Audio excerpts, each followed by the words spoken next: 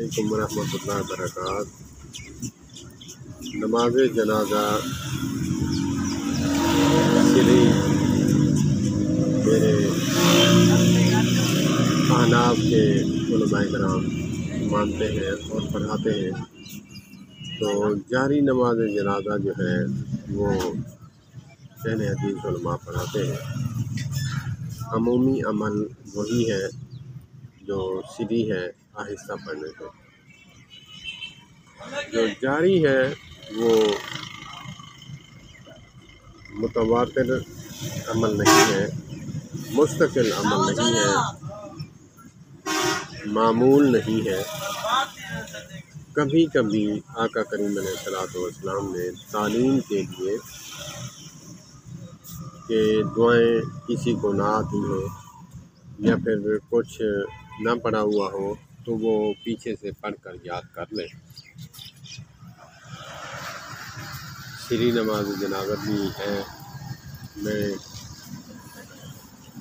ایک دفعہ مولانا قاری محمد حنیف ملتانی رحمۃ اللہ علیہ کی تقریر سن رہا تھا، تو اس میں فرما رہے تھے کہ جاری نماز جنازہ ایسے پڑھاتے ہیں جیسے تراویح پڑھا رہے ہوں۔ تو کافی اٹھے تھی۔ میں نے کہا جو آنکھوں والے ہیں وہ اتنی تنقید کرتے ہیں، بیچارے کی اس کی تو آنکھیں نہیں ہیں جو ان کو پڑھا دیا گیا، اس نے تو وہی کہنا ہے۔ تو ایک بندے نے مجھے بیان سنایا، میں نے اپنے علماء سے پوچھا، انہوں نے کافی حدیثیں دکھائیں کہ جہرن نماز جنازہ ثابت ہے، اگر پڑھنا چاہے تو ٹھیک ہے، اگر نہ پڑھے تو نہ پڑھنے والے کو برا بھی نہیں کہنا چاہیے۔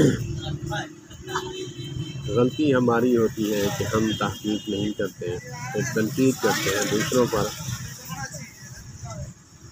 تو ایک حدیث پاک سنائی کہ ایک نماز جنازے کی دعا ہے، جو صحابی رسول فرماتے ہیں کہ میں نے آقا کریم نبی مکرم صلی اللہ تبارک و تعالی علیہ وآلہ وسلم کے نماز جنازہ پیچھے پڑھا، تو ایک صحابی کا جنازہ تھا تو اس میں دعا پڑھی، اللہم اغفر لہ وارحمہ وعافہ واعف عنہ واکرم نزلہ ووسع مدخلہ واغسلہ بالماء والثلج والبرد ونقہ من الخطایا کما نقیت الثوب الابیض من الدنس وابدلہ دارا خیرا من دارہ واہلا خیرا من اہلہ وزوجا خیرا من زوجہ وادخلہ الجنۃ واعذہ من عذاب القبر ومن عذاب النار۔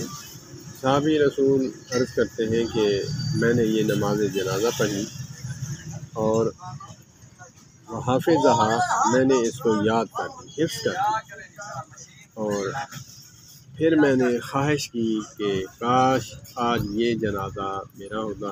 یہ جو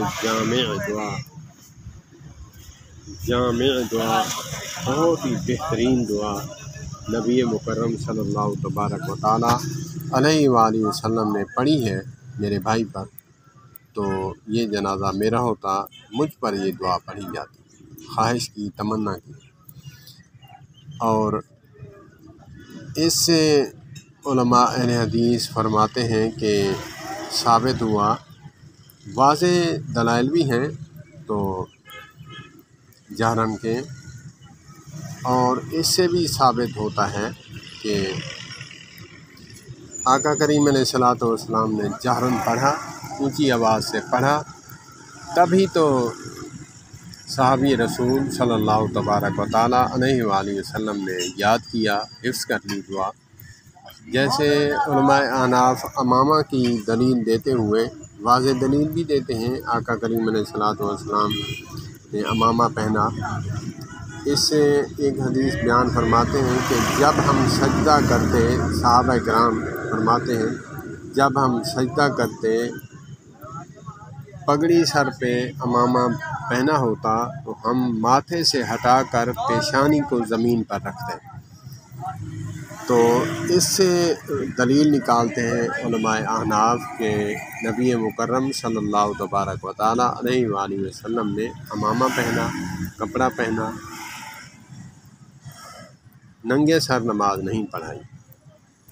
تو دیکھیں دلیل واضح بھی موجود ہیں عمامے کی۔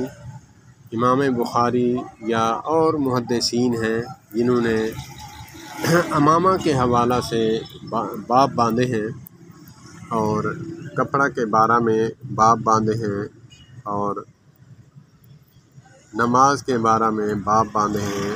ہر جز جو ارکان ہیں نماز میں جو بھی ان کے ابواب موجود ہیں۔ تو اسی طرح اس سے دلیل پکڑتے ہیں کہ عمامہ سر پہ تھا، پیشانی ننگی کر کے ہم اوپر کر کے ہلکی سی ماتھا بالکل ظاہر کر کے پھر ماتھا جو ہے زمین پر ٹیکتے ہیں۔ تو علماء فرماتے ہیں کہ مسجد کی جو چٹائی ہے وہ تو مسجد کی آلریڈی بچھی ہوئی ہے، وہ ہمارے پہننے کے کپڑے میں شامل نہیں ہے۔ تو اسی لیے صف ہے یا چٹائی ہے یا پھر کلین ہے تو اپنا جو سر پہ کپڑا باندھا ہوا ہے اس سے ماتھا ننگا کر لینا چاہیے، پھر ماتھا ٹیکنا چاہیے۔ تو اللہ پاک ہمیں مسائل سمجھنے کی توفیق عطا فرمائے۔ اور میں بھی بڑی تنقید کیا کرتا تھا کہ نماز جنازہ، جہری نماز جنازہ، نبی پاک نے جب بھی نماز جنازہ پڑھایا جہری پڑھایا۔ دین سے آگے نکل جانا، تجاوز کرنا یہ بھی منع ہے، اور اس سے اعراض کرنا، پیچھے ہٹنا یہ بھی منع ہے۔ اعتدال، ہمارا دین اعتدال پسند ہے اور اعتدال کو پسند فرماتا ہے۔ اسی لیے جو چیز ثابت ہے، جتنی اسلام نے سختی کی ہے ہم اتنی سختی کریں، جتنی نرمی کی ہے اتنی نرمی کریں۔ اللہ پاک سمجھ عطا فرمائے۔ والسلام علیکم ورحمۃ اللہ۔